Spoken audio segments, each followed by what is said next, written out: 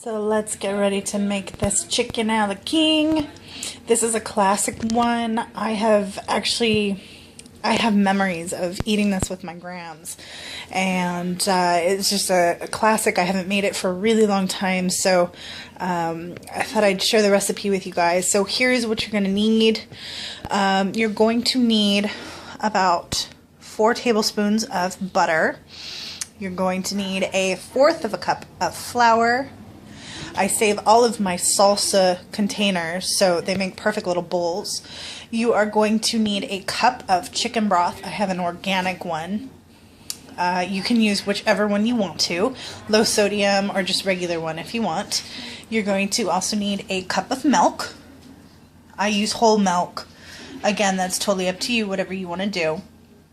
You are going to need, I did about half a red bell pepper and half a green bell pepper, just finely diced it, and that should work perfectly fine. You can use more or less depending on your taste.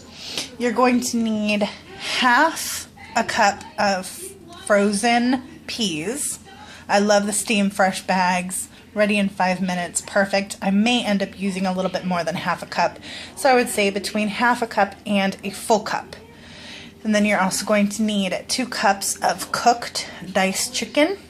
You can get the frozen, already diced chicken, or you can get the ones that are ready-made, or you can cook your own chicken and dice it up. It's up to you as long as you have 2 cups. You are also going to need 3 to 4 cups of egg noodles. And this can also go over toast, so you have the option of either pasta or toast. And then salt and pepper to taste.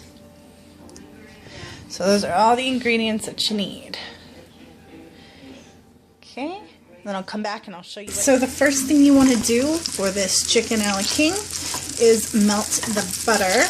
And it does look like a lot of butter, but it's going to make the sauce. It's going to kind of start the sauce. I'll turn down the heat just a little bit. You're going to want to melt it, and you're going to want to put in your bell peppers, and you're going to saute these until they're soft and the butter's all melted. And that can take about 5 to 7 minutes.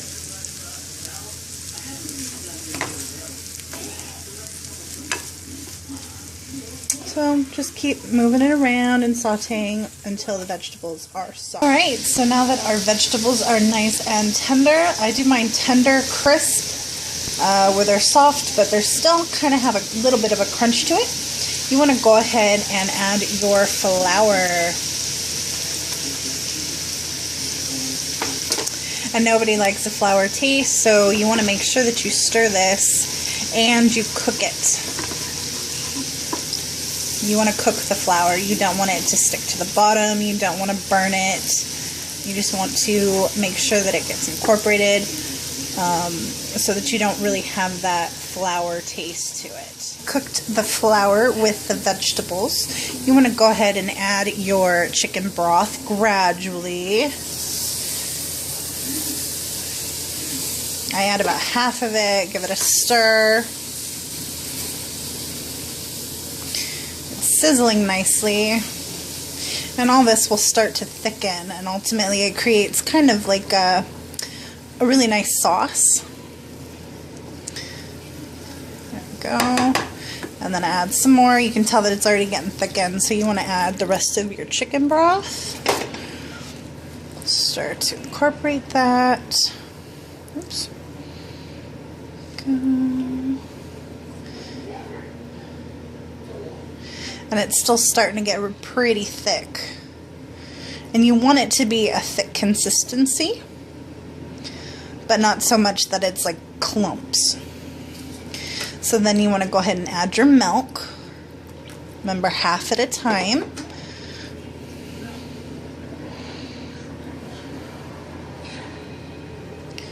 Sure you add all of it, and you're heating it through as well. So the milk is really going to thin it out.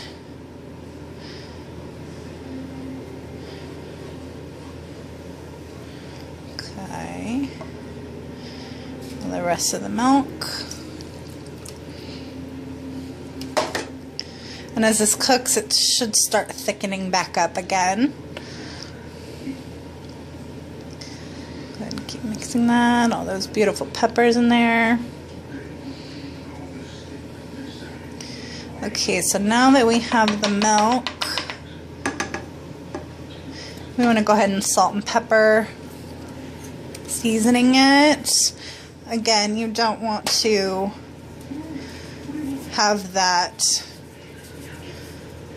that flour taste, so make sure you season it pretty well. So that was just some salt and some pepper. You can definitely add your own spices if you want to. I like to keep this simple. Garlic salt I'm sure would be fine too instead of regular table salt, but that's, you know, totally up to you. Okay, so then just continue to stir and this will start to get thick. Okay, so now that our sauce is nice and thick, you want to go ahead and add your peas.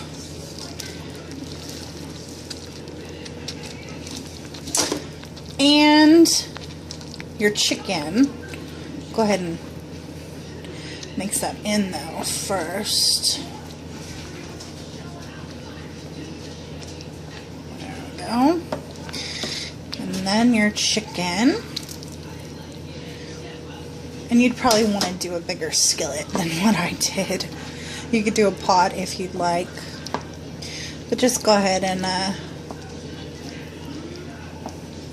mix that all in. Okay. And then just make sure your chicken is nice and cooked through. It should be cooked already, but it's going to be warm. And then you're going to be serving this over your cooked pasta or your toasted bread. Okay guys, and that is it. You just spoon the chicken a la king over the noodles. And as you can see, I added a bit more peas. And there you go. Hope you enjoy.